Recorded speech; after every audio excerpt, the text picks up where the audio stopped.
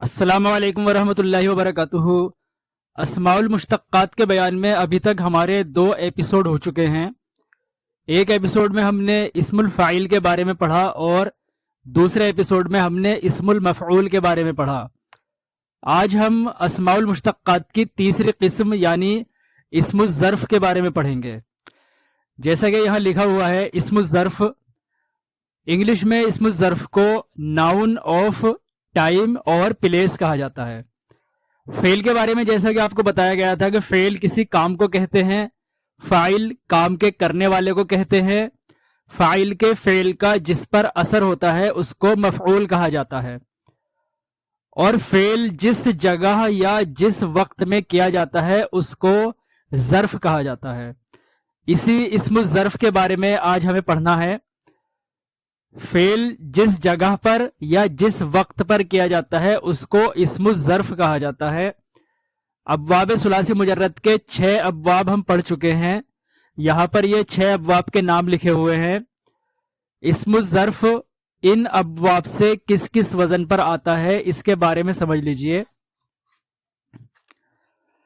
اسم الظرف کے 2 وزن ہوتے ہیں، پہلا وزن مفعل اور دوسرا وزن مفعل۔ ان 6 ابواب میں سے باب ضربہ سے اسم الظرف مفعل کے وزن پر آتا ہے۔ اس کی مثالیں ابھی ہم آپ کو سمجھائیں گے۔ باب ضربہ سے مفعل کے وزن پر آتا ہے اور باقی 5 ابواب سے مفعل کے وزن پر آتا ہے۔ یہاں صرف زیر اور زبر کا فرق ہے، ضربہ سے مفعل کے وزن پر اور نصرہ اور باقی تمام ابواب سے مفعل کے وزن پر آتا ہے۔ ایک باب سے مفعل کے وزن پر اور 5 ابواب سے مفعل کے وزن پر آتا ہے۔ لیکن کچھ افعال ایسے بھی ہوتے ہیں جو ہوتے تو باب نصرہ سے ہیں، یعنی ان کا ماضی اور مضارع نصرہ ینصرو یعنی فعل یفعل کے وزن پر آتا ہے، لیکن ان کا اسم الظرف مفعل کے وزن پر نہ آ کر مفعل کے وزن پر آتا ہے۔ اکثر افعال تو ایسے ہی ہوتے ہیں جو باب نصرہ سے اگر ہوں گے تو ان کا اسم الظرف مفعل کے وزن پر ہی آئے گا، لیکن کچھ افعال ایسے ہوتے ہیں جن کا اسم الظرف باب نصرہ سے ہونے کے باوجود بھی مفعل کے وزن پر آتا ہے، یعنی جس وزن پر باب ضربہ سے آتا ہے مفعل، اسی وزن پر باب نصرہ سے بھی کچھ افعال کا اسم الظرف آتا ہے۔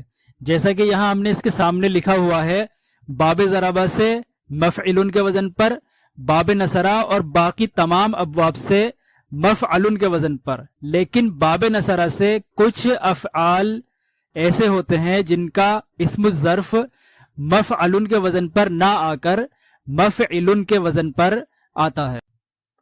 مثال کے طور پر سجدہ یسجدو، سجدہ کرنا، سجدہ یسجدو، یہ باب نصرہ سے ہے۔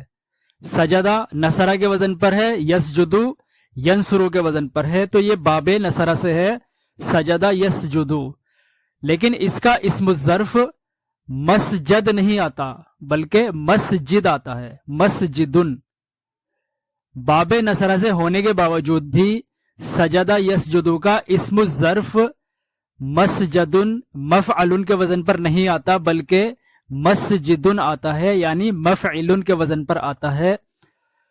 سجدہ یسجدو یعنی سجدہ کرنا، مسجد سجدہ کرنے کی جگہ، تو یہ اسم الظرف ہے۔ مسجدن مفعل کے وزن پر ہے، باب نصرہ سے ہے، لیکن اس کا اسم الظرف مفعل کے وزن پر نہ آ کر مفعل کے وزن پر آتا ہے۔ اسی طرح شرقہ یشرقو، وزن سے پتہ لگ رہا ہے کہ باب نصرہ سے ہے، شرقہ نصرہ، یشرقو ینصرو، یہ باب نصرہ سے ہے، شرقہ یشرقو، لیکن اس کا اسم الظرف مشرقن نہیں آتا، مفعل کے وزن پر نہیں آتا بلکہ مفعل کے وزن پر مشرقن آتا ہے۔ مشرق کہتے ہیں پورب کو، ایسٹ کو کہتے ہیں مشرق، جدھر سے سورج نکلتا ہے۔ اسم الظرف کی کچھ اور مثالیں سمجھ لیجئے۔ کتبہ یکتبو باب نصرہ سے ہے، کتبہ یکتبو، نصرہ ینصرو باب نصرہ سے آتا ہے۔ اسم الظرف آتا ہے اس سے مکتبن یعنی مفعل کے وزن پر۔ ہم نے بتایا تھا کہ باب نصرہ سے اسم الظرف مفعل کے وزن پر آتا ہے، لیکن کبھی کبھی مفعل کے وزن پر بھی آ جاتا ہے. تو کتب یکتب سے اسم الظرف ہوا مکتب یعنی مفعل کے وزن پر. اسی طرح قتل یقتل یہ بھی باب نصرہ سے ہے اور اس کا اسم الظرف مفعل کے وزن پر یعنی مقتل آتا ہے. قتل یقتل نصر ینصر باب نصرہ سے ہے. تیسری مثال ہے مشرب. شربا یشربو پینے کو کہتے ہیں، کسی چیز کے پینے کو. شربا یشربو یہ ہے باب سمع سے، سمع یسمع شربا یشربو. اس سے اسم الظرف مفعل کے وزن پر یعنی مشربن آتا ہے، پینے کی جگہ یا وقت. چوتھی مثال ہے مغربن. غربا یغربو یہ باب نصرہ سے ہے، لیکن جیسا کہ بتایا گیا تھا کہ باب نصرہ سے مفعل کے وزن پر بھی اسم الظرف آتا ہے. زیادہ تر مفعل کے وزن پر آتا ہے، لیکن کچھ افعال ایسے بھی ہوتے ہیں جو ہوتے تو باب نصرہ سے ہیں لیکن ان کا اسم الظرف مفعل کے وزن پر نہیں آ کر مفعل کے وزن پر آتا ہے. اسی طرح یہ غربا یغربو نصرہ ینصر کے وزن پر ہے، باب نصرہ سے ہے، لیکن اس کا اسم الظرف مفعل کے وزن پر آ رہا ہے، مفعل کے وزن پر نہیں آ رہا.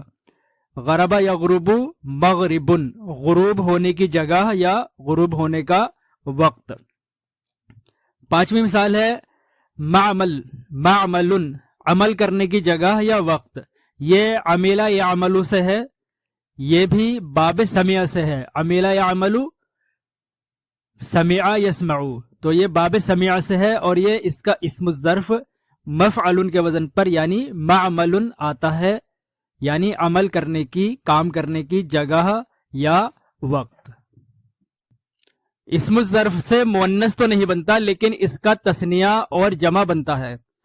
اس کا تثنیہ بنانے کا وہی عام قاعدہ ہے جس کے بارے میں ہم پہلے بھی کئی مرتبہ پڑھ چکے ہیں، یعنی واحد کے آخر میں آنی یا عینی لگانے سے تثنیہ بن جاتا ہے. اسم الظرف کے ہم نے دو وزن پڑھے تھے، مفعل اور مفعل. یہ واحد ہے، ان کے آخر میں ہم آنی یا عینی لگائیں گے تو وہ تثنیہ بن جائے گا. مفعل سے آنی لگایا تو مفعلانی اور عینی لگایا تو مفعلینی. اسی طرح مفعل سے آنی لگائیں گے تو مفعلانی اور عینی لگائیں گے تو مفعلینی. تو اسم الظرف سے مؤنث نہیں آتا لیکن تثنیہ اور جمع آتے ہیں. ان کا تثنیہ عام قاعدے کے مطابق آنی یا عینی لگانے سے بنتا ہے. اسم الظرف کے دو وزن مفعل اور مفعل، ان دونوں ہی وزن کی جمع ایک ہی وزن پر آتی ہے، ایک ہی جمع آتی ہے ان کی، اور وہ ہوتی ہے مفاعلو. یہاں دھیان رکھنے کی بات یہ ہے کہ یہ مفاعلو ہے، مفاعل نہیں ہے، تنوین کے ساتھ نہیں ہے، بغیر تنوین کے ہے، کیونکہ یہ وزن جو ہوتا ہے وہ غیر منصرف ہوتا ہے اور غیر منصرف پر تنوین نہیں آتی. غیر منصرف کے بارے میں ابھی ہم نے پڑھا نہیں ہے، انشاءاللہ آگے کسی درس میں غیر منصرف کے بارے میں تفصیل سے آپ کو بتائیں گے. فی الحال ہمارا اسم الظرف کا بیان ختم ہوتا ہے.